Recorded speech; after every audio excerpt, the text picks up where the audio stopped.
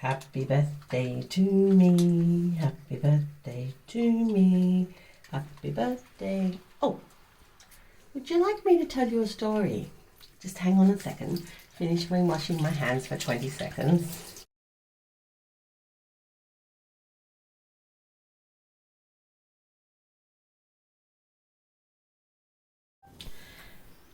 This is a story called Masks that I wrote. One summer's day, a child was born. She was perfect, pure in her innocence and perfectly trusting. Her soul was naked, transparent, exposed and fragile. Her parents thought that she was the most beautiful child that they had ever seen, and they gave thanks to God for the gift they had been given. She filled their senses, completed their togetherness, and brought joy to everyone who encountered her. Now, for a while, things were rosy. The child grew and every day learned new things about the world and how she ought to live.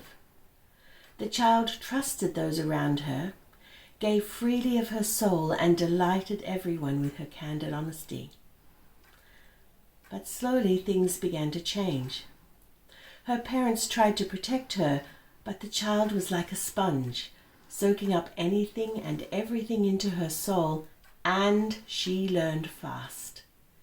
Imitating those around her, including her parents, she began to understand that the world in which she lived was not the perfect and loving place that she had believed it to be.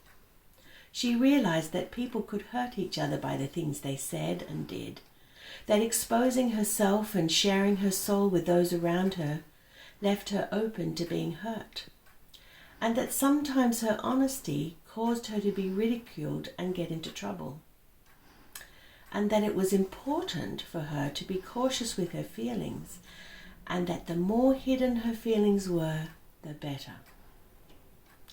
She needed to become more resourceful and protective of her fragile soul. But how? Her parents had always been her role models, so she decided she needed to watch them even more carefully. Getting up very early one morning before it was light, she crept into her parents' bedroom. The moonlight shone softly through the window as her parents slept. Leaning over the bed, she looked into their sleeping faces, and to her astonishment and surprise, they looked different, almost unrecognizable. Lying peacefully on their pillows, their faces were windows that bared their souls. There were no barriers, no protection, no masks, and the child was mesmerized by her parents' true selves. She discovered from them things she never knew, feelings and emotions that had always been hidden, and suddenly she understood. She watched as her parents awoke and prepared for the day ahead. They each opened a small oak box on the dresser, and they carefully picked up their mask. Like slipping on a shirt or some protective clothing, they lifted their masks into place. And gone was the vulnerability, and gone was the transparency.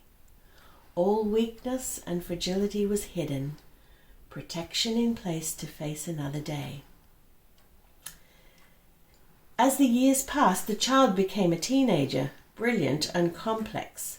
Childhood was beginning to fade in her memory, and she became an expert at using her mask to protect her soul. She had been taught well and learned even better.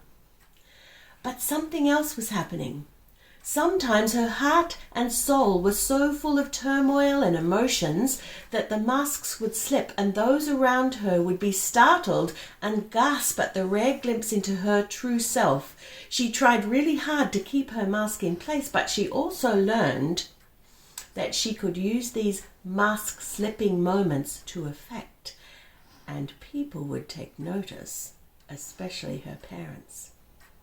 So moments of passion, of rage and frustration, of righteous indignation, of despair, of uncertainty and loneliness clashed explosively together with uncontrollable laughter, silliness, pushing the boundaries and forming bonds of friendship that would never be broken.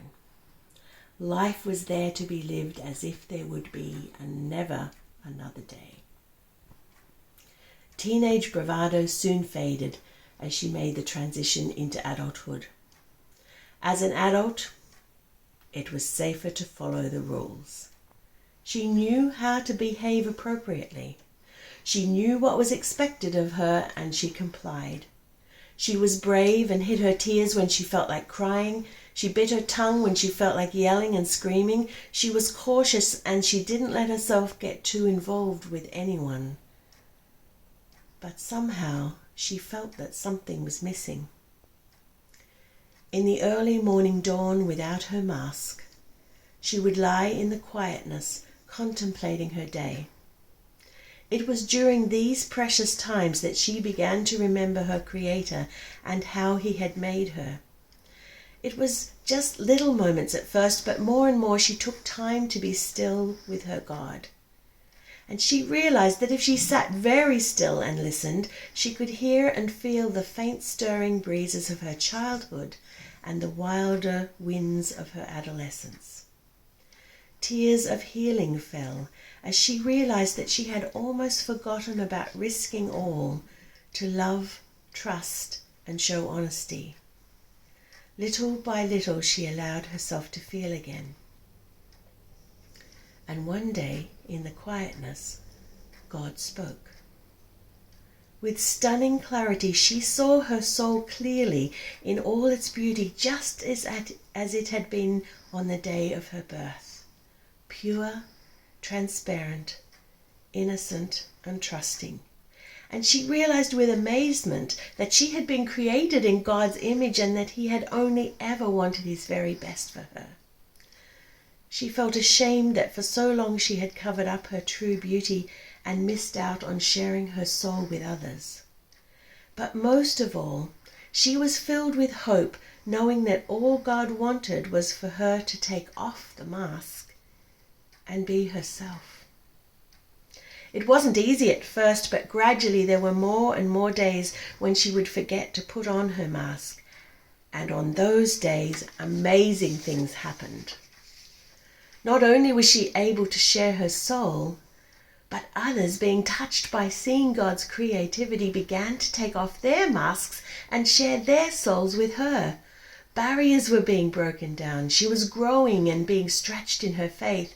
She was getting to know her God and learning to be herself all over again.